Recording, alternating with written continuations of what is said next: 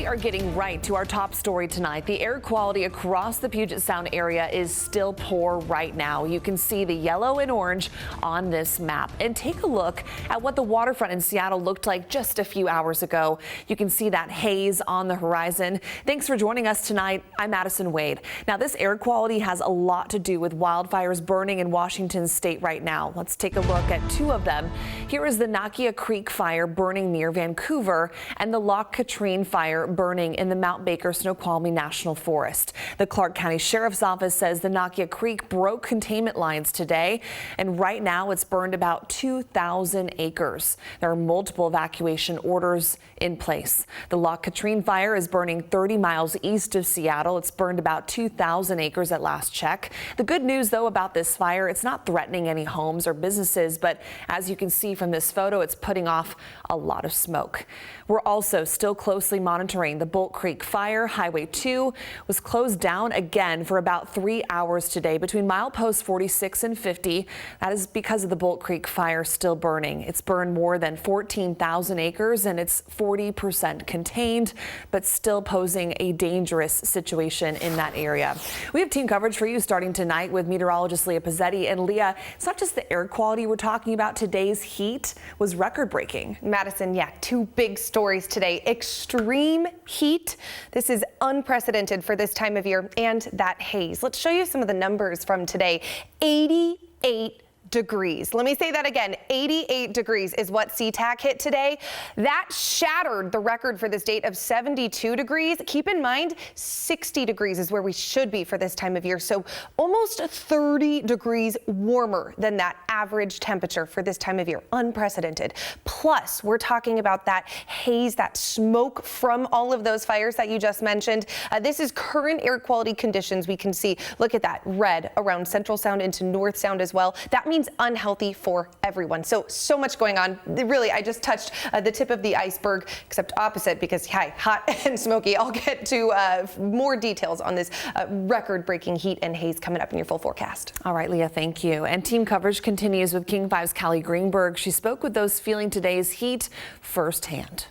October football in Seattle has never felt like this. I thought we were going to wear coats to the game, and here we are. I'm boiling. Temperatures in the 80s. Super sweaty, drenched. Yeah. Record-breaking heat. It feels like Southern California in some weird way, or we feel like we're in the desert. It's a very interesting time. It's not Seattle as we know it. It's not Washington. SeaTac Airport recorded a high of 88 degrees Sunday. The heat met with an air quality alert for most of the area as several fires burn across the state. But I don't like the smoke, but I like the heat, and I'm ready for the rain. I'm ready for the snow. Parents Caleb and Sarah ready for a cool down. And this is winter. After all, it's in their daughter's name. WINTER. The weekend, one to take advantage of. Many spent the day on the water, both on boats and from the Ballard Locks. Today we came to Lake Union, and then we went to Discovery Park, and then we came here to Locks. Wonderful day. Fari Whitman spent this wonderful day with her boys. Oh, look at that, Bamba. It's coming up. She called the weather unsettling, hoping this doesn't become a new normal. For one-time event is wonderful. The Department of Natural Resources says a good Pacific Northwest rainstorm will go a long way in preventing the spread of fire and that smoke. It's something many who enjoyed this day say they're ready for. The rain is good, and the autumn, the weather for autumn is also should come soon. Callie Greenberg, King 5 News. And as you head outside tomorrow morning, you can always find the forecast at your fingertips on your smartphone. Download our King 5 app in Google Play or the Apple App Store. Right now, Lacey police are looking for a woman believed to be kidnapped by her estranged husband. Take a look. Police say young Sukan, who you see right here, was taken from her home in a light blue 2006 Dodge Grand Caravan. Her husband, Chai Kangan, were also seen just before 1 this afternoon. Officers believe he took the victim from her home, and she is in danger tonight, they say. If you see either of them, call 911. New tonight, one man is hurt after a jet skiing crash at the Ballard Locks. We are still working to confirm what exactly led up to this crash. One witness we spoke with on the scene says community members who saw what happened jumped in to help. When accident, something bad happens, everyone rush to help. the little boat, pick him up there. I saw all that. And then they brought him here. They pulled him up and lay him down here. Thank goodness people jumped into action to help this person. The man was taken to Harborview Medical Center. We'll keep you updated.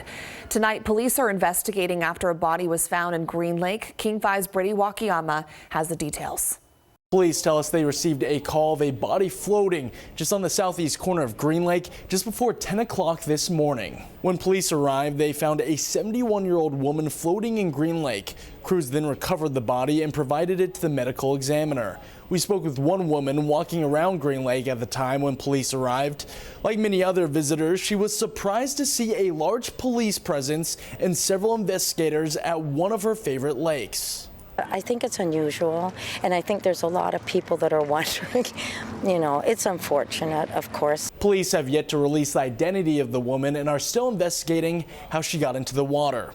In the newsroom, Brady Wakayama, King 5 News. Rent is high in parts of Western Washington right now in our state. For example, the average rent is more than $2,300 a month in Seattle. And according to Rent Cafe, the average size of an apartment here is less than 700 square feet. You may have seen construction or new homes popping up in your neighborhood. Now, pocket communities are what they're being called. They're becoming more popular in Seattle. King 5's Kristen Goodwillie tells us what they are and why you're seeing more of them. Ready?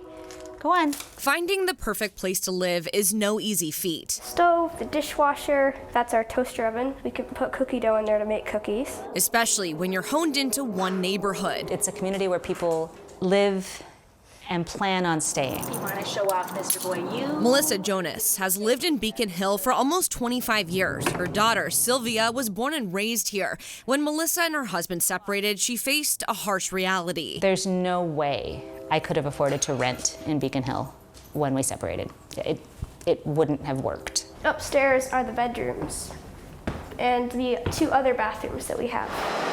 A month ago, they moved into their newly bought cottage. We tore down 1 single-family home and we built 5 cottages. They're called pocket communities. It's been a super successful product for us. We have sold 35 cottages in the last 90 days. Jim Riella is the president of Thomas James Homes Seattle, which builds these communities. These homes are 840 square feet, and they are 2.5 baths. And 2 beds. Listed a little over $600,000. This is not affordable housing, but it is accessible at a different price point than the house down the street that, might be sold as a teardown for twice what this costs. There are also HOA fees. Those do cover your water, your sewer, garbage, your master insurance plan. The reason these communities are popping up now is because a Seattle ordinance change in 2019 regarding land use and zoning. It's also why accessory dwelling units are now allowed. In general, the new construction codes offer much more green